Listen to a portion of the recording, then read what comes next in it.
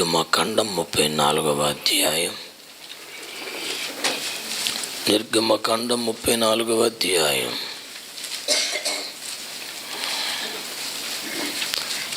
29వ వచనం.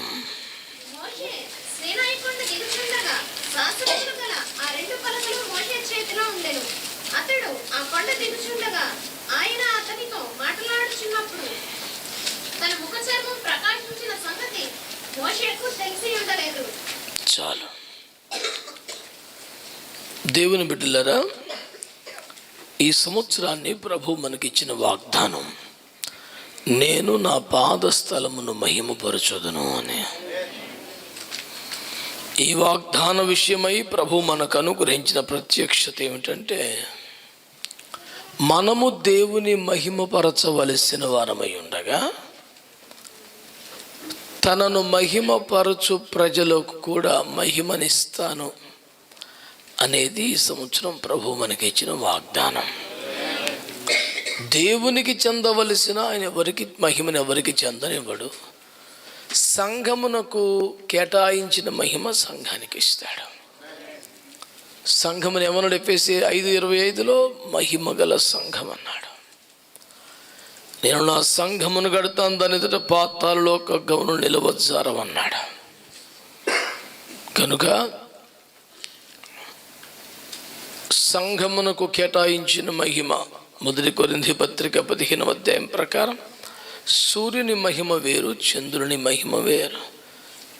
దేవునికి మనం ఆరోపించే మహిమ వేరు, దేవుడు మనకిచ్చే మహిమ వేరు. కనుక అది దేవుని మహిమను దొంగిలించటం కాదు, అది దేవుడు అనుగ్రహించే మహిమ. తన సంఘము మహిమతో ప్రకాశించాలని దేవుడు కోరుకుంటాడు. ఆ వాగ్దాన సంబంధిత సందేశాలు మనం వరుసగా ధ్యానిస్తున్నాము. ఈ పూట కూడా మనం ఆ సందేశాన్ని ధ్యానం చేద్దాం. ఈ ఉదయకాలపు 2 సందేశాలలో నువ్వు మండితేనే కదా ప్రకాశించేది అనే అంశాన్ని ధ్యానం చేశాం. 3వ సందేశంగా, వాగ్దాన సందేశంలో భాగంగా, అతడు ముఖము మహిమతో ప్రకాశించుచుండగా కొండ దిగి వచ్చాడు అనే వాక్యం చదివి నిర్గమకాండం 34:29 వచనం. దీని ద్వారా స్పష్టంగా సూటిగా ఒక్క లైన్లో చెప్పే సందేశం ఏంటంటే, నీవు మహిమతో ప్రకాశించాలంటే సీనాయి ఎక్కాలి. సింపుల్ లైన్, సీనాయి ఎక్కితే మహిమతో దిగుతావు అనండి. That's all the message. ఆ మహిమ మనకి కింద దొరకదు, పాలెములో దొరకదు. సీనాయి శిఖరం మీదకి రావాలి. మన ఆత్మీయ అనుభవాల్లో కూడా కొన్ని అనుభవాలను, మోషకి ఇట్లా జరిగిందట, యోహానికి ఇలా అయిందట అని మనం సంతోషపడటం కాదు. ఆ అనుభవానికి మనం కూడా ఎక్కాలి. ఆయన సీనాయి మీద నుండి దిగి వస్తున్నప్పుడు ముఖం మహిమతో ప్రకాశించిందట. సీనాయి శిఖరానికి మనం కూడా ఒక దైవజనుడు పాట రాశాడు. సియోనులో నిన్ను కలవక ముందే ఒకసారి సీనాయిపై చూడాలని ఉంది. ఎంత గొప్ప మాట! నాకైతే చాలా అద్భుతంగా అనిపించింది. అబ్బా, నిన్ను మహిమలో కలవక ముందే సీనాయిపై ఒకసారి నిన్ను చూడాలి అంటాడు. అంటే శరీరంలో ఉండగా, భూమి మీద ఉండగానే యేసును ఒక్కసారి కనులారా చూడాలి అనే ఒక ఆశ. ఎంత గొప్ప మాట! మనం జక్కయ్యని చూస్తాం కదా, అతనేం నీతిమంతుడు, పరిశుద్ధుడు కాదు, కానీ ఆయనను చూడాలి అన్న కోరిక దేవునికి ఎంత సంతోషం కలిగించింది, దేవునికి ఎంత ఇష్టమైంది. అతను పిలవకపోయినా అతని ఇంటికి వెళ్ళాడు. అతనిలో గొప్ప మార్పును కలుగజేశాడు. అవినీతి మొత్తం బయటికి వెళ్ళిపోయింది. ఇతడు కూడా అబ్రహాము కుమారుడే, నేడు ఇంటికి రక్షణ వచ్చిందనే సాక్ష్యం ద్వారా ప్రజలలో అతని గౌరవాన్ని పెంచడానికి కూడా ప్రభు ఎంతో ఇష్టపడ్డాడు. ఈ రోజున నేను జ్ఞాపకం చేస్తున్న మాట ఏంటంటే, మనము ఇదే స్థితిలో ఉండి ఇలాగే బ్రతికేసి ఇలాగే జీవితాలు దొర్లించేసి చివరిలో ఒక్క మాట, ప్రభువా నీ మహిమతో నన్ను దర్శించయ్యా, నీ మహిమ సంఘమునకు వాగ్దానం చేసావు కదా, మా మీద కూడా మహిమను పంపు ప్రభువా అని ఒక్క మాట ప్రార్థన చేసేస్తే ఏమైపోద్ది చెప్పండి? దేవుడు మాట్లాడుతున్నాడు, శిఖరం మీదకి రావాలి.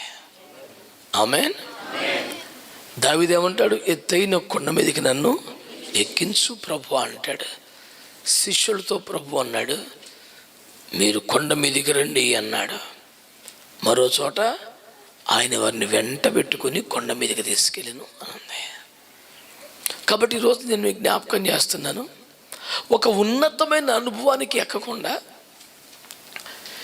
ఇదే బాప్తిసం పొందినప్పుడు ప్రభు నమ్ముకున్న కొత్తలో ఏ స్థితి ఉందో అలాగే లైఫ్లో అంతా కొనసాగించి, ప్రభు మాకు వాగ్దానం చేసిన మహిమ ఏది నాయన అని అడిగితే ఎట్లా వస్తుంది మహిమ? మనమున్న స్థితిలో నుంచి ఉన్నతమైన స్థితిలోనికి సీనాయి శిఖరానికి రావాలి కదా మనం.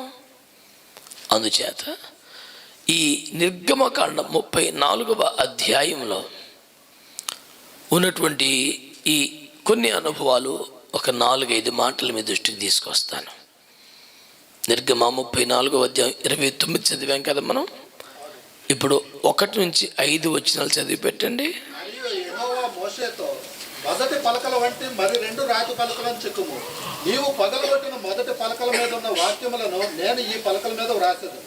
ఉదయమునకు నీవు సిద్ధపడి ఉదయమున సీనాయి కొండ ఎక్కి అక్కడ శిఖరము మీద నా సన్నిధిని నిలిచి ఉండవలను. ఏ నరుడును నీతో ఈ కొండకు రాకూడదు, ఏ నరుడును ఈ కొండ మీద ఎక్కడనైనాను కనబడకూడదు. ఈ కొండ ఎదుట గొర్రెలనైనను ఎద్దులనైనను మేయకూడదని సెలవిచ్చాను. కాబట్టి అతడు మొదటి పలకల వంటి 2 రాతి పలకలను చెక్కాను. మోషే తనకు యెహోవా ఆజ్ఞాపించినట్లు ఉదయమందు పెందలకడ లేచి ఆ 2 రాతి పలకలను చేత పట్టుకొని సీనాయి కొండ ఎక్కగా మేఘములో యెహోవా దిగి అక్కడ అతనితో నిలిచి యెహోవా అను నామము ప్రకటించాడు. Praise the Lord. దేవుని బిడ్డలారా, నా వైపు చూస్తే జాగ్రత్తగా మాట వినండి. మనం ధ్యానం చేస్తున్న అంశం ఏంటంటే, నేను నా పాదస్థలమును మహిమపరచుదనని వాగ్దానం. దేవుని మహిమ సంఘం మీదకి లేదా నా మీదకి, నీ మీదకి ఎట్లా వస్తుంది అనేది మన ధ్యానాంశం. దేవుని మహిమ మన మీదకి రావాలి అంటే మనం ఈ జనముల మధ్య ఈ పాలెములో ఈ అనుభవం ఉంటే రాదని, సీనాయి శిఖరం మీదకి రావాలని, ఆ ఎత్తైన అనుభవానికి రాకుండా ఈ మహిమ నువ్వు పొందలేవని దేవుని వాక్యం తేటగా తెలియజేస్తూ ఉంది. మీరు ఈ మాటలు ఆలోచన చేయండి దేవుని బిడ్డలారా. సీనాయి కొండ మీదకి రాకపోతే మనము దేవుని మహిమను పొందే అవకాశం లేదు. క్రైస్తవ జీవితము దేవుని మహిమ పరచుటతో ఆరంభమై దేవుని మహిమను ప్రకాశమును పొందటంతో పరిపూర్ణమవుతుంది. కనుక మనం దేవుని ఏం చేసినా దేవుని మహిమ కొరకు చేయాలి, దేవుని మహిమ పరచాలి. That is the primary stage of Christian living. అక్కడి నుంచి ఎక్కడికి రావాలి? దేవుని మహిమే మన మీదకి దిగి రావాలి. ఎందుకంటే దేవుడు సంఘాన్ని ఏమన్నాడు? చిన్న సంఘం, పెద్ద సంఘం, పేద సంఘం, పల్లెటూరు సంఘం, సిటీ సంఘం అని చెప్పాల. The church is the church of glory. సంఘము మహిమ కలిగిన సంఘం. ఆ మహిమ ఎట్లా వస్తుంది నీ మీదికి అనే ధ్యానములో మొదటి అంశము, నువ్వు ఉదయమునకు సిద్ధపడి ఏం చేయాలి? మొదట నీవు పగలగొట్టిన పలకల వంటివి మరలా చెక్కుము, నీవు మరలా వాటి మీద నేను వాక్యాలు రాస్తాను అన్నాడు. దేవునికి స్తోత్రం. నిజానికి మోషే ఆ పలకలను పొగలగొట్టింది గర్వంతో కాదు, అతిశయంతో కాదు, అహంకారంతో కాదు, ఒక దైవికమైన రోషం. 40 రోజులు కొండ మీదకి వెళ్ళేపాటి దిగేసరికి వీళ్ళందరూ కూడా విగ్రహారం చేస్తుంటే దూడను పట్టుకొని నాట్యం ఆడుతూ, ఆ దూడను పట్టుకు పోయి నీవే కదా మళ్ళీ రక్షించావు, నేను నడిపించింది ఎవడో, నేను రక్షించింది ఎవడో, ఇక్కడ దాకా తెచ్చింది ఎవడో, వీళ్ళ చేతులతో ఏళ్ళే ఒక దూడను చేసుకొని వెంటనే అన్నారు నీవే కదా ఐగుప్తును విమోచించావు, మమ్మల్ని నడిపించిన వాడు నీవే కదా. ఆ కోపానికి, ఆ దైవావేశానికి తట్టుకోలేక ఏం చేశాడు? ఆ పగలు పాల్గొడిచాడు. ప్రభు అంటాడు, నువ్వు మరలా కొండ మీదకి రా. అయితే ఎలా రావాలి? మొదట నీవు పగలగొట్టిన పలకల వంటివి చేసుకుని కొండ మీదకి రావాలి. ఇది టఫెస్ట్ జాబ్. ఆ మొదటి పలకలు ఎవరు చేశారు తెలుసా? దేవుడు చేశాడు. ఇప్పుడు సార్ ఎవరు చేయాలి అంటే మనకి డ్యూటీ పెరిగింది అనేది పెద్ద పాయింట్ కాదు, కష్టపడతాం, పెద్ద విశేషం ఉంది. కానీ మొదట చేసిన వంటి పలకలంటే దేవుడు ఎట్ట చేశాడు అట్ట, అది అంత దేవుడి సాధ్యం. ఆ ఒరిజినాలిటీకి మనం తేగలమా? కష్టపడదాం, పోనీ ముందు రోజు 2 రోజులు ముందు లెగుద్దాం, ఫాస్టింగ్ ఉందాం, పొద్దున్న లేచి ప్రార్థన చేద్దాం. కానీ నేను నీకు ఇచ్చిన పలకల్ని నువ్వు పగలగొట్టావు, సేమ్ అలాంటివి చేసుకుంటా మళ్ళీ రాస్తానంటే, అంటే మళ్ళీ నేను రాస్తానన్న కృప కనబడుతోంది. కానీ నువ్వు పగలగొట్టిన పలకలు మళ్ళీ చేసుకుంటారా అంటే, ఇప్పుడు సేమ్ 2 పలకలు చేయటం కాదు, దేవుని చేతులతో చేసినప్పుడు ఇవి ఎట్లా ఉన్నాయో అలా ఉండాలి. ఒక ఆత్మీయ ఔన్నత్యాన్ని కానీ, అభిషేకాన్ని కానీ, మహిమను కానీ, కృపను కానీ పోగొట్టుకుంటే, చేజార్చుకుంటే మళ్ళీ సంపాదించుకోవటం ఎంత కష్టం అండి. మీరు ఎవరికైనా ధైర్యం ఉందా నేను సేమ్ దేవుడు చేసినట్టు చేయగలనని? అదేమన్నా సామాన్య విషయం అండి? మొదట నీవు చేసినటువంటి నేను చేసిన పలకల వంటివి చేసుకొని రా అంటే మళ్ళీ అవకాశం ఇచ్చినట్టే ఉంది, కొండ మీదకి పిలిచినట్టే ఉంది, మేఘంలోకి పిలిచినట్టే ఉంది, మళ్ళీ రాసి పెడతానట్టే ఉంది. కానీ వీటన్నిటికీ ఎంత పెద్ద టాస్క్ ఉంది? సేమ్ అలాంటి పలకలు చేయాలా? అందుకని బైబిల్ అంతటా చెప్పేది కాపాడుకునుట, వస్త్రమును కాపాడుకో, కిరీటమును కాపాడుకో, విశ్వాసమును కాపాడుకో, రక్షణను కాపాడుకునుట అనేది ఎంత పెద్ద సబ్జెక్ట్ బైబిల్లో. కాబట్టి ఈ రోజున దేవుని మహిమ నీ మీదకి వచ్చి నువ్వు కూడా మహిమ కలిగిన సంఘం అన్న సాక్ష్యం పొందాలంటే, ఈనాటి వాగ్దానం నీ జీవితంలో నెరవేరాలంటే మన క్రింద సెట్ కాదు. ఇది అంతా ఇక్కడ మనకు సెట్ కాదు. ఈ జనాలతో ఉండిపోయి ఇదే కులం, మతం, జనం, ఫ్రెండ్షిప్, సర్కిల్, తిండి, ఈ లోకం, ఈ సంతోషం, కొంచెం కొండ మీదకి రావాలంట. మళ్ళీ ఎత్తైన ఒక శిఖరం మీదకి, ఉన్నతమైన అనుభవంలోకి రావాలి. అక్కడ ఏముంటుంది? నీ కొరకు దేవుడు ఒక మహిమను సిద్ధం చేశాడు. దీనికోసం డబ్బులేం ఖర్చు పెట్టలేదా? కానుకలు అవ్వవే. ఎవరైనా ఒకవేళ నీకు మహిమ కావాలంటే ₹1,00,000 కట్టింటే అంతకన్నా అబద్ధమే ఉంది, అంతకన్నా మోసమే ఉంది. అలాగని దీనికి ఏం కాస్ట్ లేదంటే ఉంది. ఏముంది? మొదట నీవు పగలగొట్టిన పలకలు లాంటివి చేసుకొని రా. ఇది ₹1,00,000 కన్నా ఎక్కువ కష్టం ఇప్పుడు.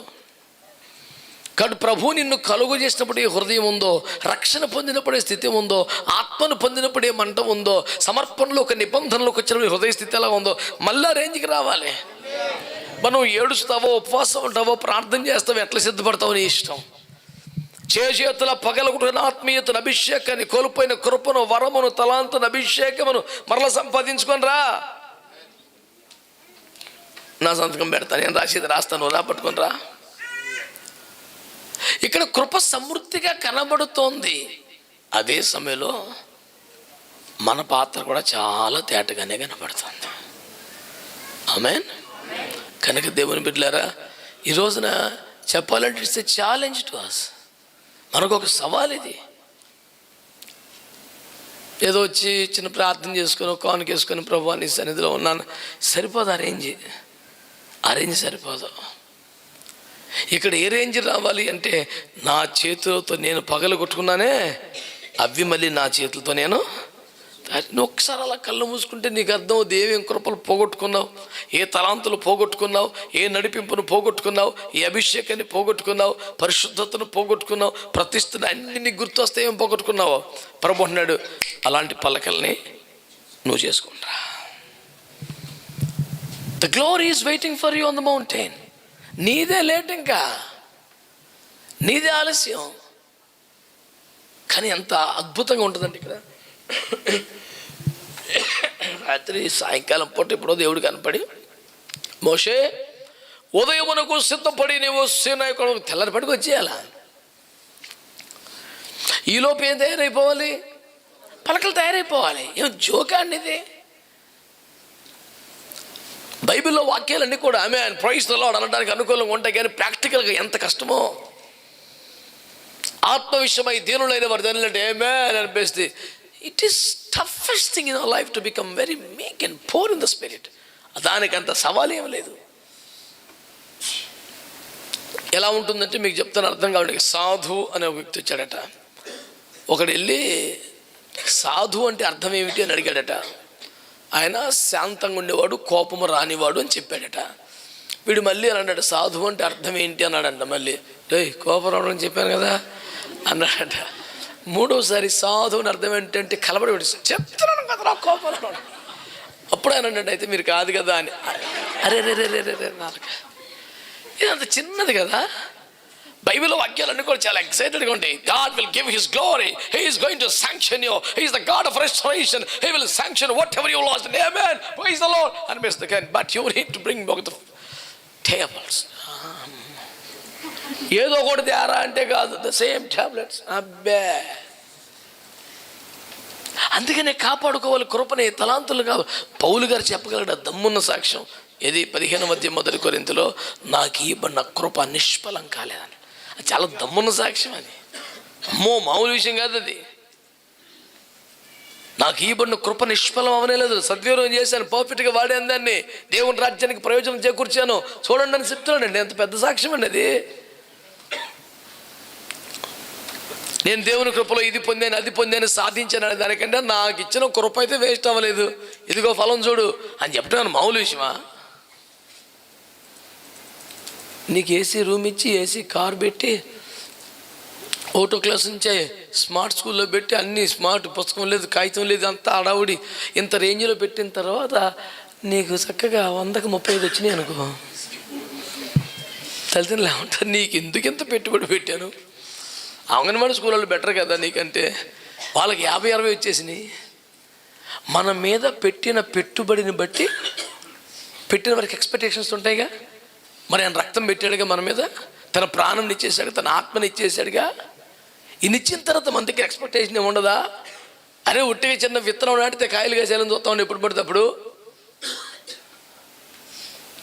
సంఘం దేవుని కష్టార్జితం కదా, ప్రాణం ఇచ్చి సంపాదించుకున్నాడు కదా.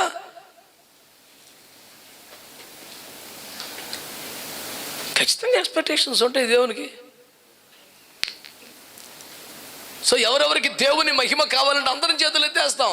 కానీ ఇప్పుడు ప్రశ్న అది కాదు, ఎవరెవరు మళ్ళీ పలకలు తయారు చేసుకుంటారు. నువ్వేది పోగొట్టుకున్నావో నాకేం తెలుసు, నీకు నీ దేవునికే తెలుసు. అది పరిశుద్ధతన, ప్రతిష్టన, సమర్పణ, వైరాగ్యాన్న, ఉపేక్షణ, ఉపదేశాన్న, అభిషేకాన్న, సహవాసాన, నడిపింపున ఏం కోల్పోయి నువ్వేది పోగొట్టుకున్నావో దాన్ని తెచ్చుకో, మళ్ళీ సంపాదించుకో, ప్రార్థన చేసుకో, కనిపెట్టు, టైం తీసుకో, గదిలోకి వెళ్ళు, మోకాల మీద పడు.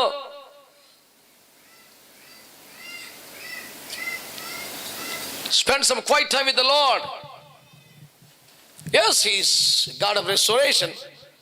But definitely there is your part. నీ వైపు నుంచి చేయాల్సింది ఉంది కదా. రక్షణ ఉచితమే, కానీ నువ్వేం చేయొద్దా?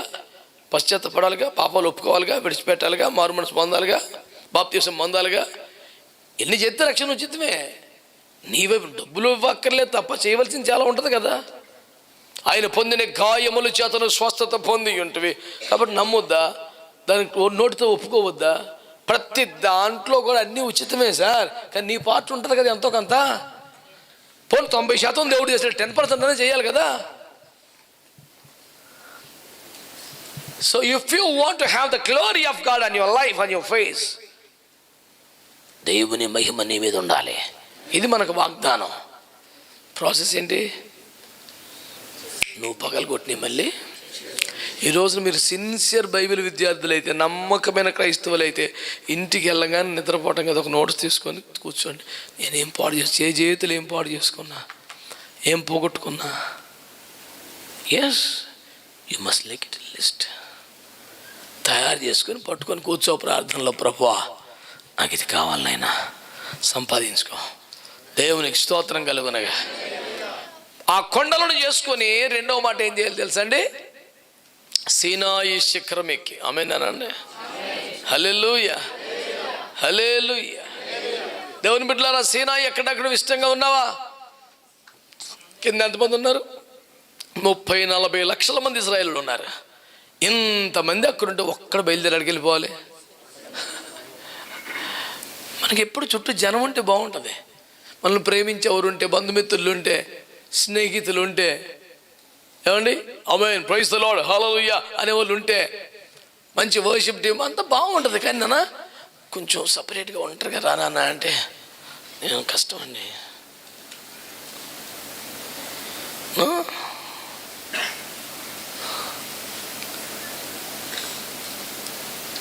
దేవుని వాక్యం తెలియజేస్తుంది.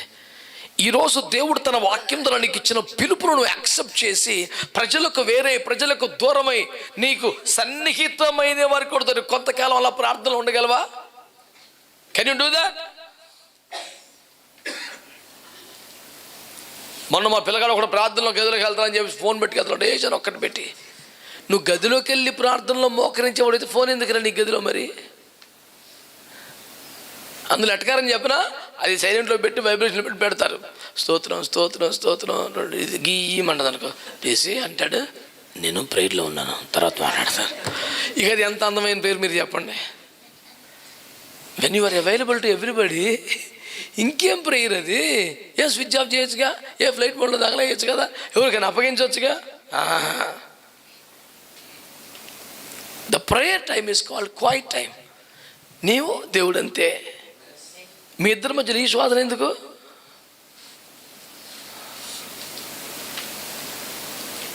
నా ప్రశ్న ఒకటే, మీరు జనంలోంచి కాస్త వేరుగా రాగలరా? మీ వల్ల అవుతుందా? ఈనాటి యువతరానికి సెల్ ఫోన్ లాగేసుకుంటే వాడు వెంటిలేటర్ మీద పేషెంట్గా అది తీసేసినట్టే. కర్రలతో కొట్టి చంపి అక్కడ ఫోన్ తీసుకుని చచ్చిపోతున్నాడు. అంత పిచ్చి అయిపోయారు. ఒక పూట నీకు ఇవాళ పనిష్మెంట్, ఇవాళ నో ఫుడ్ అంటాడు. లెక్కలేదా? అక్కర్లేదులే బాబా అంటే ఒంటిని జ్ఞాపకం చేసుకుంటాడు, కొవ్వుని కరిగించేసుకుని బతికేస్తాడు అలాగా. అబ్బే that is not a big thing for him. Phone లాగేసుకో, no no no no. Smart కాలం పాడుగాని కాళ్ళ కాడికి ప్రపంచం తరలి వస్తుందిగా ఇది చేతిలో ఉంటే. కోరుకున్న వస్తువు రప్పించుకోవటమే. లక్షల వ్యవహారాలు ఫోన్లోనే, లక్షల వ్యవహారాలు.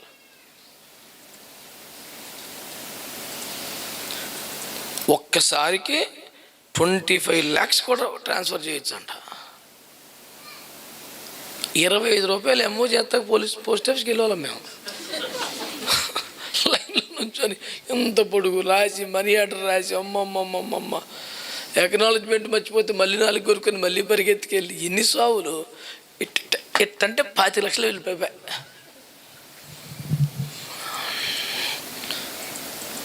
$5 లక్షలు సులువు పోతున్నాయి కానీ నేను పోగొట్టుకున్న లక్షలు బట్టి నాకు కొత్తలా అంటే పోయినాయి. నువ్వు ఉండవు. అవును, లేని పని ప్రాసెస్ చెప్తావు. నేను ప్రార్థన చేసిన ప్రభా మా పాస్ట్ గారు డబ్బులు పోగొట్టుకున్నాడు తెచ్చి ప్రభా ప్రార్థన అవి రావట.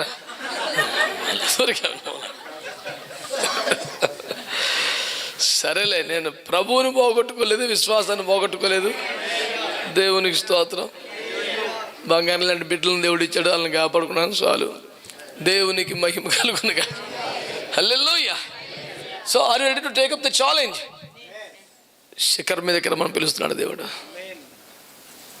ఇందాక 2వ సందేశంలో ఆ మాట చెప్పాను, గుర్తు మీరు విన్నారో లేదో. ఒకవేళ శిశువు ఎదిగి బలము పొంది అరణ్యములో తను సేవకు వాడబడే వరకు, ఎవరి గురించి? జాన్ ద బ్యాప్టిస్ట్ గురించి. ఎప్పుడు? తాను సేవకు వాడబడిన వయసు సుమారు 30 సంవత్సరాలు వయసు వచ్చే వరకు కూడా అరణ్యంలో ఉన్నాడంట. జనాల్లో, చుట్టాల్లో, ఫ్రెండ్స్లో అటు ఇటు తిరుగుతలేదు అబ్బాయి. గర్భంలో ఉండగానే ఒక ఆత్మపూర్ణంలో ఉన్నాడు. ఎదిగి బలము పొంది ఎక్కడికి వెళ్ళిపోయాడు? అరణ్యంలోకి వెళ్ళిపోయాడు. ఇంక తన ఈడు జోడి పిల్లలతో ఆడుకోవటాలు, ఈ గూటి పిల్లలు, ఈ గోలికాయలు బ్యాచ్ కాదు. ఈ సరదాలు, చుట్టాలు, తిండి, ఫంక్షను, ఈ పిక్నిక్, ఈ బ్యాచ్ కాదు మనిషి. ఆ స్టీల్ ప్లాంట్లో ఎన్ని పిక్నిక్లు అండి, వారానికి 2 బోట్లు కనపడతాయి మాకు. వాళ్ళ పిక్నిక్, వీళ్ళ picnic. People were very busy on Sundays. What is that busy? Just eat. ఏముండదు. అందరూ of course we live a social life, we meet people, that's all right. కానీ నేను ఏమంటాను తెలుసా? వీడు వాళ్ళతో ఆడు వీళ్ళతో వీళ్ళ కుటుంబం మాత్రం ఇంటికాడ మాట్లాడుకోరు, అక్కడ మాట్లాడుకోరు. అందుకే భోజన సమయంలో కుటుంబం అంతా కలిసి భోజనం చేయండి అని చెప్తారు. ఎందుకు? పెద్దవాళ్ళు కనీసం ఉద్యోగానికి వెళ్తున్నాం, వ్యాపారానికి వెళ్తాం, చదువు అక్కడన్నా కాసేపు కూర్చొని ఎట్లా ఉన్నాయి, వాళ్ళ ఏంటి పరిస్థితులు, బాగున్నా, మంచి చెడ్డ కాసేపు మాట్లాడుకొని ఏమండి, ఉభయ పక్షాల క్షేమం కూడా కడుపు నిండుద్ది. తిండే నా కడుపు నింపేది. ఇవాళ వెళ్ళిన పని సక్సెస్ అయింది దేవుని కృపలో. ఒక మంచి సెమినార్లో మాట్లాడాను, లేదా పలానా ఏదో తృప్తి, ప్రమాదం తప్పింది, శోధన జయించాను, ఏదో సమాచారం ఉంటుందిగా. ఎవడి టైంలో ఆడు వచ్చి తినేసి వెళ్ళిపోతే ఇది ఏంటది? ఇది పీజీ హాస్టల్లో ఉన్నట్టుగా ఉంటుంది వ్యవహారం. ఫ్యామిలీ అన్నప్పుడు కలిసి కూర్చొని పాట పాడి ప్రార్థన చేసి దేవునికి స్తోత్రం కలుగునగా. నా ప్రశ్న మీరు తీసుకుంటున్నారో లేదో, ఒంటరిగా ఉండగలవా? సీనాయి శిఖరానికి చేరగలవా? దేవుని సన్నిధిలో కాసేపు సమయం గడపగలవా? అహరోను యొక్క మోషే యొక్క అద్భుతమైన అనుభవం ఏంటంటే, ఉదయమునకు నీవు వచ్చేసాయి, సీనాయి కొండ మీదకి వచ్చేసాయి. తన తోటి వాళ్ళు, తనకంటే చిన్న వాళ్ళు, పెద్దోళ్ళు, కొన్ని 30-40 లక్షల జనం వెయిట్ చేస్తున్నారు. ఇతను ఒక్కడే వెళ్ళి అక్కడ కూర్చోవాలి. అందరితో పాటు నేను ఉంటాను, అందరిలాగే నేను ఉంటాను, అందరిలాగే నేను చేస్తానంటే నీకు ప్రత్యేకత మహిమ ఎందుకు వస్తుంది? అందరిలాగే ఉండిపోతావు. ఇప్పటికి నువ్వు ప్రత్యేకించబడితే కదా ఒక మహిమని మీదకి వచ్చేది. నేను మనిషిని కదా, నాకు మనసు ఉండదా, నాకు సరదా పడదు ఉండదా? సరదా పడతామే లైఫ్ అంతా. ఎంసెట్లో టాప్ ర్యాంక్ రావాలనుకునే పిల్లోడు ఆడు 14 సినిమాకి వెళ్ళిపోతాను, క్రికెట్ ఆడుకుంటున్నాడు, రాదాడికి. ఆడి తోటి పిల్లలందరూ జాలీగా ఆడుకుంటే ఆడు మాత్రం పుస్తకం పురుగైపోయేలా రాత్రి మగలు చదువుతూ ఉంటాడు. ఫ్లాస్క్ పెట్టేసుకుని టీలు తాగేసి చదివేస్తుంటాడు. కొడతాడు, ఫోటో పేపర్లో కనపడతారు పొద్దున్న. మంచి ఎంఎన్సీలు బజ్జీలాడి పిలిచి ఆడికి వచ్చి, నీకు ఏం కావాలరా, నీకు ఎంత ప్యాకేజ్ కావాలి తీసుకో. మనిషి అన్నా కొంచెం సంతోషం సరదా ఉండాలి, మరి ఫ్రెండ్స్ కదా ఉండాలి, ఉంటుంది. ఇదే తాడి చెట్టు జంక్షన్లో కుర్రోడు ప్రైజ్లాడు అంకుల్ అన్నాడు. కారు సిగ్నల్ దగ్గర ఆగితే అద్దం దించాను. ఏనా అంటే ప్రైజ్లాడు, ఏం చదువుతున్నావు అంటే 10th క్లాస్ 5th ఇయర్ అన్నాడు. ఇక్కడ నాకు 10 seconds పట్టింది 10th క్లాస్ 5th ఇయర్. మంది చదువు తక్కువ బ్యాచే కదా. 10th క్లాస్ 5th ఇయర్ అమ్ముతున్న మాకు కూడా 5 సంవత్సరాలు 10th చదువుతున్నాం అంటే అవును సార్. అడిదో పెద్ద సీఏ చేస్తానని చెప్పాడు 5th ఇయర్ లాగా. నువ్వు ఇలాగే ఉంటే లైఫ్ చచ్చిపోయింది. ఆగింతే నువ్వు ప్రత్యేకించబడకపోతే, ఏకాంత ప్రార్థనకు రాకపోతే, ఒంటరిగా గడపకపోతే. నేను బ్యాప్టిజం తీసుకున్న కొత్తలో మాకు జీడి తోటలోకి వెళ్ళిపోయాన్ని. కాలేజీ నుంచి రావడం బయట సరే జీడి చెట్లకి ఎదిలి మోకరితే మళ్ళీ కృపను పొంది, మళ్ళీ ఆత్మను పొంది, మళ్ళీ అభిషేకాన్ని పొంది, కానీ గంటల కొద్ది ఆత్మతో రేపబడితే కానీ ఇంటికి వచ్చే పని లేదు. నువ్వు సాధారణ జీవంతో ఉంటే సాధారణంగా ఉంటావు కదా.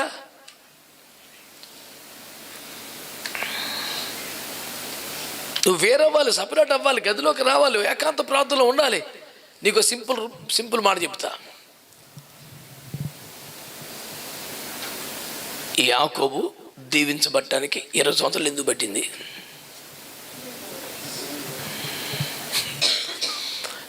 ఈ 20 సంవత్సరాల్లో అతనికి యేసుప్రభు చేతికి దొరికేంత ఖాళీ వెళ్ళేది కాబట్టి. ఒక్క రాత్రి దొరికాడు, తెల్లరిపాటికి ఆశీర్వదించాడు. ఎప్పుడు ఖాళీ ఉండదు కదా బాబుకి. 20 ఏళ్ళు ఎలా బతికాడంట? పగలు ఎండకెండి, రాత్రి మంచు ఉదడిచి, నిద్ర కళ్ళకు దూరం అయిపోయి, ఈ గేదెల కోసం, ఈ గొర్రెల కోసం, ఈ ఏమ కోసం, ఆమె కోసం చచ్చిపోయాడు మనిషి. 20 సంవత్సరాల ప్రయాసే మిగిలింది. నిద్రలేని రాత్రులు 20 సంవత్సరాలు ఉన్నాయి, కానీ ఆశీర్వాదం లేదు. కానీ ఆ నిద్రలేని రాత్రి ఏదో ప్రభు పాసంలో ఒక్క రాత్రి గడిపి తెల్లారిపటికి ఆశీర్వాదం వచ్చింది. 20 సంవత్సరాలు విదేశాల్లో కష్టపడితే నా ఆశీర్వాదం ఒక రాత్రి అంతా ప్రార్థన చేసి వచ్చింది. నిద్రలేని రాత్రి అక్కడ ఉంది, ఇక్కడ ఉంది. అక్కడ శాపం మిగిలింది, ఇక్కడ ఆశీర్వాదం వచ్చింది.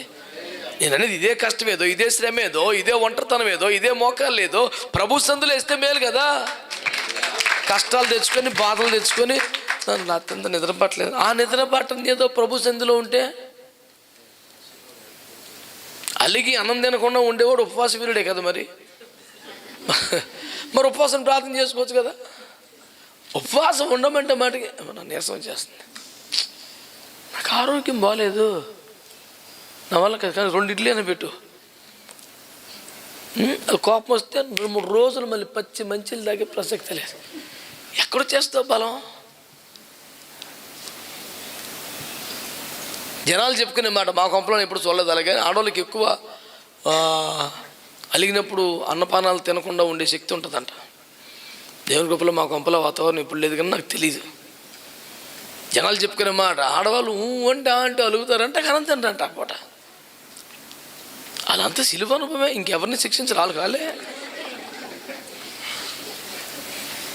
నేనంటాను, నీకు అంత నిగ్రహం ఉన్నప్పుడు ఫాస్టింగ్ చేయొచ్చు కదా, ప్రభుత్వంలో గడపచ్చు కదా, నీకు ఎట్టాగో కెపాసిటీ ఉంది కదా.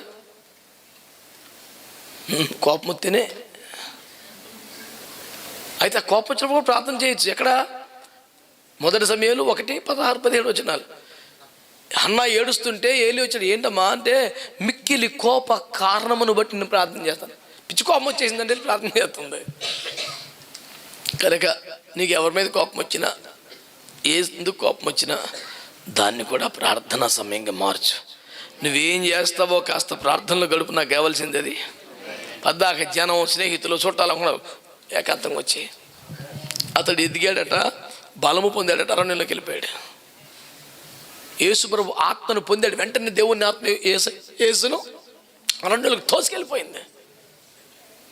ఆమేన్. నేను మళ్ళీ చెప్తున్నా, జనాల్లో, చుట్టాల్లో, స్నేహితులలా గడిపేస్తుంటే నీ లైఫ్ అంతే ఉంటుంది. నువ్వు కాస్త టైం తీసుకుని గదిలోకి వెళ్ళి మోకాల మీద ఏకాంతంతో ప్రభుత్వంలో గడిపితే. ఇప్పటికీ కొండల మీదకి వెళ్ళి ప్రార్థన చేసే టీమ్స్ ఉన్నాయి. సంవత్సరానికి 3 రోజులు 4 రోజులు పెట్టుకుంటారు. సంఘం అంతా వెళ్ళి కొండల మీదకి వెళ్ళిపోతారు. అక్కడే వాటర్ బాటిల్ తీసుకెళ్తామే, దేవునికి స్తోత్రం. 3 రోజులు ఉండిపోతారు. పగలు రాత్రులు మళ్ళీ రారు. ఇంకా ఛాయ్ తాగే ఫెసిలిటీ కూడా లేదు. యేసు రక్తం ఇచ్చి రిలాక్స్ అవ్వడానికి ఛాన్సే లేదు. ప్రార్థన ప్రార్థన ప్రార్థన. 3 రోజులు మళ్ళీ దిగి వస్తారు. వాళ్ళు మొక్కలు ఖచ్చితంగా మహిమతో ప్రకాశిస్తే డౌటే ఉంటుంది. నీ మటుకు నువ్వే చూసుకో. కొన్ని గంటలు ప్రార్థనలో ఉండిదని నీ ఆత్మలో నీకే అర్థమవుతుంటుంది. దేవుని శక్తిని అనుభవిస్తావు ఖచ్చితంగా. కాబట్టి దేవుడు తన మహిమను మనకు వాగ్దానం చేసిన సంవత్సరం ఇది. ఇస్తానో ప్రభా, ఇచ్చే ప్రభా అంటాం కాదు. కొండ మీదకి రా అన్నాడు ఆయన. ఆమేన్. మొదటి మాట, నువ్వు పగలగొట్టిన పలకలు మరలా చేయాలి. 2, కొండ మీదకి రావాలి. 3వ మాట, ఆయన మేఘములో దిగి వచ్చాడు. నిర్గమకాండంలో 24:18 చదవండి. 24:18 నిర్గమకాండం. అప్పుడు మోషే ఆ మేఘంలో ప్రవేశించి కొండ మీదకి ఎక్కాను. మోషే ఆ కొండ మీద రేయింబవళ్ళు 40 దినములు ఉండారు. మోషే ఏం చేశాడంట? సీనాయి ఎక్కడమే ఒక ఎత్తు అంటే మేఘంలోకి ఎక్కాడంట. ఒట్టటి మాటలు కాదు సార్ ఇవి. యెహోవా మహిమ మేఘముతో దేవుడు అక్కడికి వచ్చాడు. వెంటనే మోషే ఏం చేశాడట? మేఘములోనికి ఎక్కి, నువ్వు కల్లో ఒక మేఘం కనపడుతూ ఉక్కిరి బిక్కిరి అయిపోతున్నావు. నువ్వు ప్రార్థనలో ఒక దర్శనం కనపడుతూ ఉక్కిరి బిక్కిరి అయిపోతున్నావు. ఇది ఒక దర్శనం, ఒక అనుభూతి కాదు. లిటరల్గా సీనాయి కొండ మీదకి మోషే ఎక్కాడు. ఒక మేఘము దిగింది. మోషే మేఘములోనికి. ఎంత అద్భుతమైన మాట అండి. ఆ మేఘం కనపడితేనే ఇశ్రాయేలు ప్రయాణం అంతే. మేఘం ఆగితే ఆగటం, సాగితే సాగటం. ఆ మేఘము చూసుకొని వెళ్ళిపోవటమే వాళ్ళకి. ఇప్పుడు ఏ మేఘమును చూస్తూ నడిచారో ఆ మేఘము రావటం కాదు, ఆ మేఘములకు ఎక్కేశారు. హెబ్రీ పత్రిక 6వ అధ్యాయంలో మీరు పరిశుద్ధాత్మలో పాలివారై అంటాడు 2వ వచనంలో. పరిశుద్ధాత్మ నమ్మటం వేరు, పరిశుద్ధాత్మతో ఒప్పించబట్టం వేరు, పరిశుద్ధాత్మతో నింపబట్టం వేరు, పరిశుద్ధాత్మతో నడిపించబట్టం వేరు, పరిశుద్ధాత్మతో వాడబట్టం వేరు, పరిశుద్ధాత్మలో పాలివారైపోవటం వేరు కదా. నువ్వు కంపెనీలో జాబ్ చేయడానికి, కంపెనీలో నువ్వు పాలివారం అంటే అర్థం ఏంటి? షేర్స్ కొద్ది గొప్ప కొనేయాలి. అది రేంజ్. అక్కడ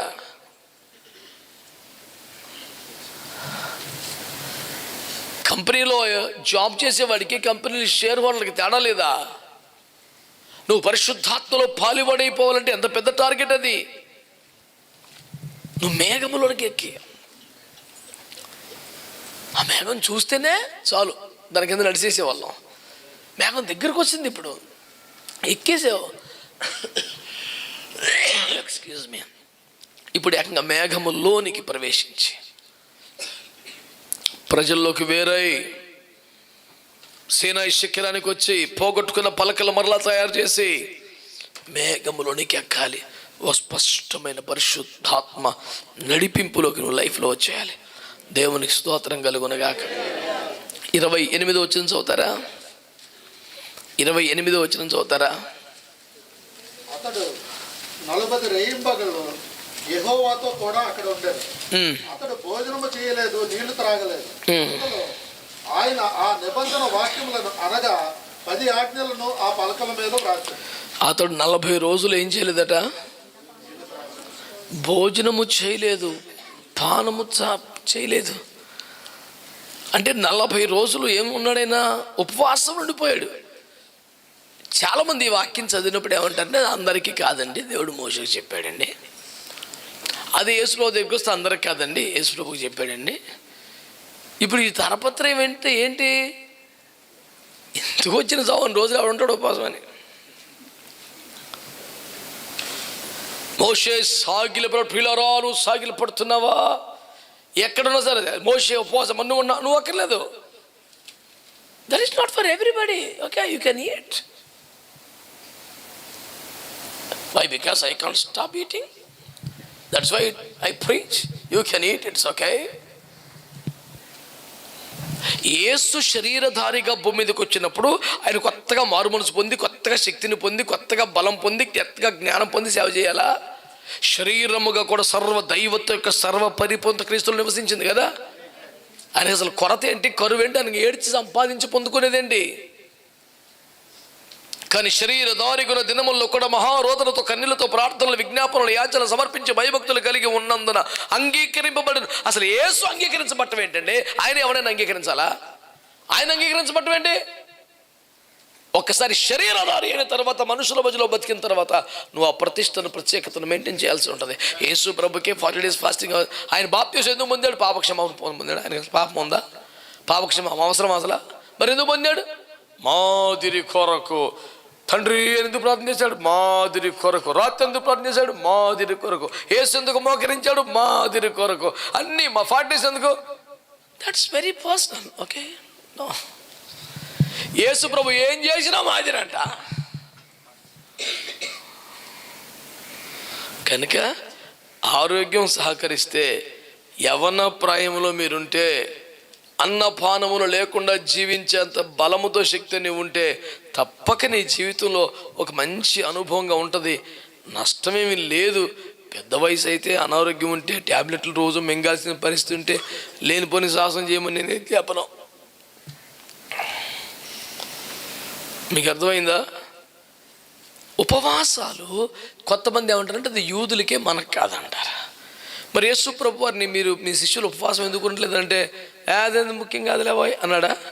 దుర్మార్గులు కట్టిన కట్లు ఇప్పుడు ఇదే ఉపవాసం అక్కర్లేదు అన్నాడా? అనలే కదా. నేను వెళ్ళిపోతాను ఉండవా, నేను వెళ్ళకుంటారులే వాళ్ళు. అంటే యేసు ప్రభు ఆరోహణమైనది మొదలుకొని మరలా యేసు వచ్చే వరకు కాలం సంఘానికి ఉపవాసాల కాలం. అందుకని పౌలు గారు నేను తరచుగా ఉపవాసాలు, జాగరణాలు చేస్తున్నానని మరలా చెప్తున్నాను. కోపం వస్తే అన్నం మానేసే వాళ్ళందరూ మీరందరూ ఉపవాస వీరులే. There is an investment of heaven in your life to fast and pray in your life. కనుక చేయి, ప్రార్థనలు చేయి, మంచిదే. కనుక నీ కడుపు మాటితే నీ ముఖానికి మహిమే కాదు, ప్రజలకు కూడా ఆశీర్వాదం. దేవునికి స్తోత్రం కలుగును గాక. హల్లెలూయా. కొండ దిగుతున్నప్పుడు మోషే ఎట్లా దిగాడంటే 29వ వచనంలో మోషే చేతిలో పలకలను, శాసనములు కలిగిన పలకలను, మోషే ముఖం మీద మహిమ ఉందంట. ఆమేన్. ప్రజలకు కావలసినది, ప్రజలకు దారి చూపేది, ప్రజలకు మేలు చేసేది, ఆ నిబంధన వాక్యములు చేతిలో ఉన్నాయి. అతని మహిమ, దేవుని మహిమ తన ముఖం మీదకి వచ్చేసింది. దేవునికి స్తోత్రం కలుగునగాక. హల్లెలూయా. దానివల్ల జరిగిన ఇంకొక ఫలితం చెప్పనా? మోషే ఏడి ఇంకా రాడేంటి, ఎటుపోతే అటేనా రాని మాట్లాడుతానని అరిచిన వాళ్ళు, కేకలేసిన వాళ్ళు, తీరా మోషే దిగి వస్తే భయపడి వెనక్కి జరిగిపోతున్నారంట. నిన్ను గురించి ఎవరు వ్యతిరేకంగా మాట్లాడారో, నిన్ను గురించి ఎవరు అవమానంగా మాట్లాడారో, నిన్ను ఏదో ఇబ్బంది పెట్టడానికి ఎవడో కాలు దువ్వాడో వాళ్ళందరూ ఒక అడుగు వెనక్కేసి భయపడే పరిస్థితి రావాలంటే నీ ముఖం మీదకి దేవుని మహిమ రావాలి. నీ మీద దేవుని మహిమ ఉంటే రాని అడుగుతాను, మాట్లాడతానని ఒకళ్ళు తప్పుకుని ఎవడో లేడు అక్కడ. భయపడి ఒక్కొక్కడికి వెనక్కి వెళ్ళిపోతున్నారు. దేవుని మహిమను పొందకుండా మనమే మన స్వశక్తితో, మన జ్ఞానంతో, వాక్పటిమతో ఫేస్ చేద్దాం అనుకుంటే ఏమున్నది ఈ ఫేస్ మీద. కనుక సుదీర్ఘంగా దీన్ని సాగదీసే ఉద్దేశం నాకేమీ లేదు. కేవలం ఒక 4-5 మాటలు. నెంబర్ 1, మీరు ప్రజల్లోంచి ప్రత్యేకం అవ్వాలి. దేవునికి స్తోత్రం కలుగునగాక. రెండవది ఏం చేయాలి? పగలగొట్టిన పలకలను మరలా తయారు చేసుకోవాలి. ఎత్తైనటువంటి అనుభవంలోకి రావాలి. సీనాయి శిఖరం మీదకి రావాలి. ఉపవాసముల్లో ఉండాలి. మేఘములోకి ఎక్కాలి, అనగా పరిపూర్ణంగా పరిశుద్ధాత్మ నడిపింపులోకి వచ్చేయాలి. అన్నపానములు మన ఉపవాసములోకి రావాలి. అప్పుడు మరలా మహిమ నీ మీదకి వస్తుంది. నీ చేతిలో దేవుని వాక్యం ఉండగా, నీ మీద దేవుని మహిమ ఉండగా, ఎదురాడేవారు, తృణీకరించేవారు, ప్రశ్నించేవారు అందరూ కూడా భయపడి వెనక్కి తిరుగుతారు. You can enjoy a victorious Christian living. ఈ భూమి మీదే, నీ దినముల్లోనే ఒక విజయవంతమైన క్రైస్తవ జీవితాన్ని అనుభవించగలుగుతావు. ఒక అధికారంతో, శక్తితో భూమి మీద సంచరించగలుగుతావు. దేవునికి స్తోత్రం కలుగునగా. అగ్ని కంటే దేవుని బిడ్డలే బలంగా లేరా? సింహాల కంటే దేవుని బిడ్డలే బలంగా లేరా? చట్టాల కంటే దేవుని బిడ్డలే బలంగా లేరా? హామాను కంటే మొర్దెకే బలం ఎక్కువైపోలేదా? ఎస్తేరు 10లో రాసిన మాట నాకు చాలా అద్భుతం అనిపిస్తుంది. మొర్దెకై బలమును గూర్చియు పరాక్రమముతో అతడు చేసిన కార్యములను గూర్చియు రాజుల వృత్తాంతముల గ్రంథములో రాయబడిన. మొర్దెకై బలవంతుడా? అసలు పరాక్రమశాల? ఈ పదాలు శాంసన్కో డేవిడ్కో సెట్ అవుతాయి. He was a class four employee, gatekeeper. అలాంటి మొర్దెకై గురించి ఏం రాశాడు? మొర్దెకై బలమును గూర్చియు పరాక్రమముతో అతడు చేసిన కార్యములను గూర్చియు రాజుల చరిత్రలు రాయబడిపోయిందంట. Powerful man on the surface of the earth అని. ఎంత పెద్ద పేరండి! Most powerful person, a mighty warrior. అతను ఎప్పుడు కత్తి పట్టుకోలేదు. ఏ బ్యాటిల్లో అతను ముందుకెళ్ళి నడిపించినోడు కాదు. ఎంత బీభత్సం! అతని బలం ఏంటి? ఉపవాసాలు కదా. అతని బలం ఏంటి? మహారోధన కదా. అందరూ ఏమంటారు? ఒక ఆడపిల్లలో నడివీధులకు వచ్చి అతడు ఎవరికా మా పిల్లలు ఎలగొడదురుగా. కానీ అతను ఏమయ్యాడు? బలము కలిగి కార్యాలు జరిగించాడంట. కనుక లోకము విధానములో మనుషులందరూ మాట్లాడే మాటల్లో పడి కొట్టుకుపోవద్దని, వీళ్ళే నా ప్రపంచం అన్నట్టుగా జనంతో బతకొద్దని, అందరినీ ప్రేమించండి, అందరి కోసం ప్రార్థన చేయండి, కానీ కొంచెం ఏకాంతంగా గడుపు. శిఖరం మీదకి రా. నువ్వు బుద్ధిహీనంగా, తెలివి తక్కువతనంతో, ఆవేశంతో ఏది పగలు కొట్టుకున్నావో ఆ పోగొట్టుకుని దాన్ని తిరిగి సంపాదించుకో. ఉపవాసాలు శరీరం సహకరించినందుకు ఉపవాస ప్రార్థనలు చేయి. నువ్వు మరలా దేవుని మహిమతో ప్రకాశిస్తావు. May the lord sanction his glory అంటూ ఎవ్రీబడి. ప్రార్థన చేసుకుందాం.